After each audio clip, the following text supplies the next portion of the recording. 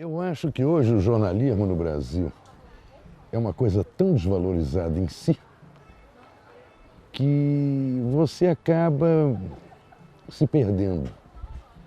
Eu sempre digo que eu sou de uma geração em que jornalismo era ofício, não era profissão.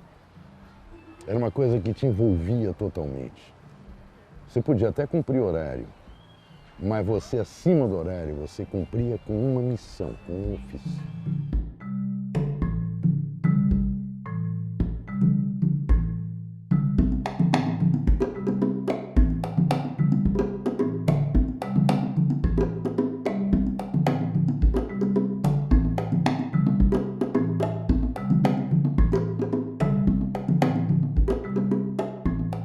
Toda pessoa é relevante. E eu não sei o que é uma pessoa comum. Todas as pessoas são comuns. Uns comuns, por uma série de motivos, se tornam conhecidos. Pelo seu ofício, jogador de futebol, político, cozinheiro, cantor, etc. Não tem a menor diferença para mim entrevistar, conforme o contexto. Se eu tiver de entrevistar um camponês comum, anônimo, que não é uma figura pública, ou se eu tiver de entrevistar o João Pedro Stedley. O que muda é o tipo de pergunta. Para um eu vou fazer uma pergunta específica, para outro eu quero que ele me conte como é que é a vida anônima dele, periférica dele, se você quiser. Eu acho que a entrevista no ofício do jornalista é a chave, é crucial. Você pode usar a entrevista como pergunta e resposta, ou você pode usar como informação para você. Se eu entrevisto 6 pessoas sobre o mesmo tema e ouço 6 opiniões diferentes, eu vou delas formar a minha opinião, que pode coincidir ou não. Eu, pelo que eu vejo por aí, hoje em dia, a média dos repórteres, dos jornalistas, é satisfazer com a primeira resposta. Quando eu ouço falar em jornalismo investigativo, eu acho absurdo. Para mim é a mesma coisa que catolicismo cristão. O jornalismo ou é investigativo ou não é jornalismo.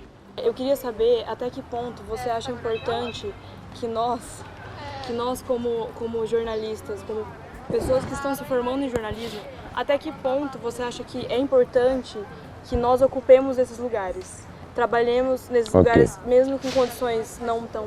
Vamos fazer uma diferenciação entre Piauí e todo o resto.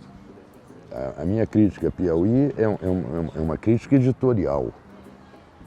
Eu acho que a revista podia trazer mais reportagens de fôlego. Em geral, cada número tem uma grande reportagem e outras coisas que para mim não são interessantes. Isso é uma crítica. Agora, quando a gente menciona Veja, Globo, Folha, Estado, etc., aí eu estou falando de empresas. Estou falando de manipulação de informação. Então, se a minha reserva não chega a ser uma crítica a Piauí, é editorial, ao resto da imprensa é uma crítica moral, é uma crítica ética. E a sua geração, desculpe, eu não posso ser otimista. Se você conseguir entrar no Globo, ou na Folha, ou na Veja, você vai ter de fazer exatamente o que te mandarem fazer. Mas você não acha que para isso mudar, a gente que justamente tem esse senso crítico tem que entrar lá de alguma forma e tentar? Senso crítico é uma coisa maldita. Se William Vac tivesse senso crítico, não chegaria onde chegou. Se Merval Pereira tivesse, além de decência, senso crítico, não chegaria onde chegou. Quer dizer, esses grandes meios de comunicação foram dominados por uma determinada casta de profissionais da imprensa e acabou, não tem como entrar aí. Por quê? Porque eles fazem exatamente o jogo político ideológico do patrão. Não há voz alternativa. A imprensa brasileira não tem voz alternativa. Você tem ecos da mesma voz que a voz do sistema.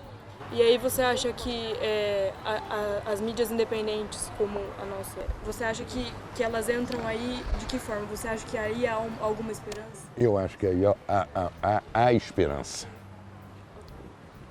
Não é um universo que eu me manejo, que eu não nado nesse mar. Eu olho esse mar de longe com grande curiosidade. Eu, se tivesse sua idade, estava nessa. Sabe? Essa altura da minha vida, para mim, é meio complicado. São outras ferramentas, outra linguagem, outro instrumento. Minha linguagem foi para livro. O único jornalismo hoje que pode ser exercido com uma certa liberdade, com certo senso crítico da realidade, que eu posso concordar com o teu ponto de vista ou não, é através dos meios digitais. Eu acho que se não é a única saída, se não for a única saída, é a saída mais viável.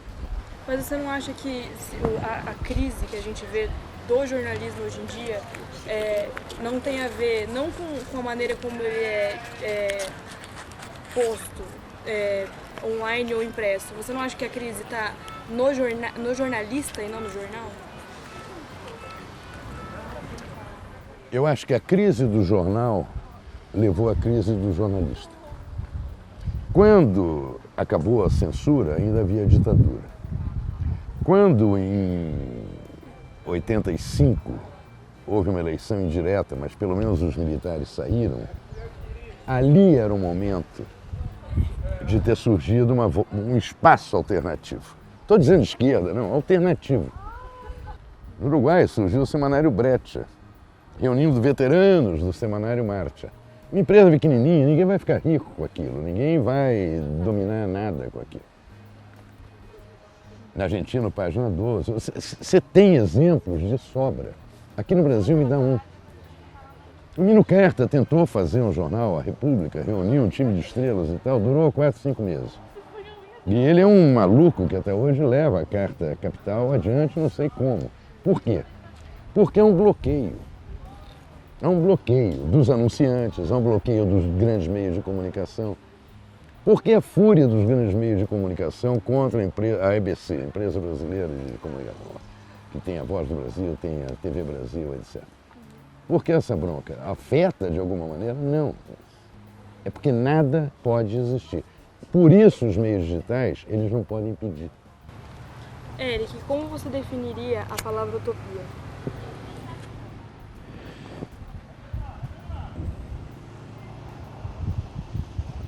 Eu acho como uma necessidade vital para o ser humano.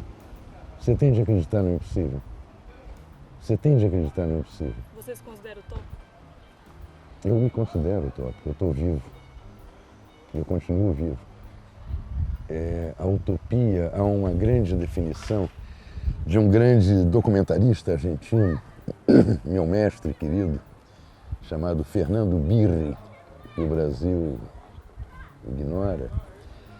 Uma vez ele está numa palestra na Colômbia e perguntaram para ele, para que serve a utopia? E ele falou, utopia é inalcançável. Eu dou um passo, ela se afasta um passo. Eu dou 5 passos, ela se afasta 5 passos. Eu corro, ela corre mais. Para que serve a utopia? Para isso, para avançar. O Galeano conta essa história reconhecendo que a história não é dele. Muita gente atribui a isso ao Eduardo, é o Fernando Birri. Eu acho que essa é a maior definição.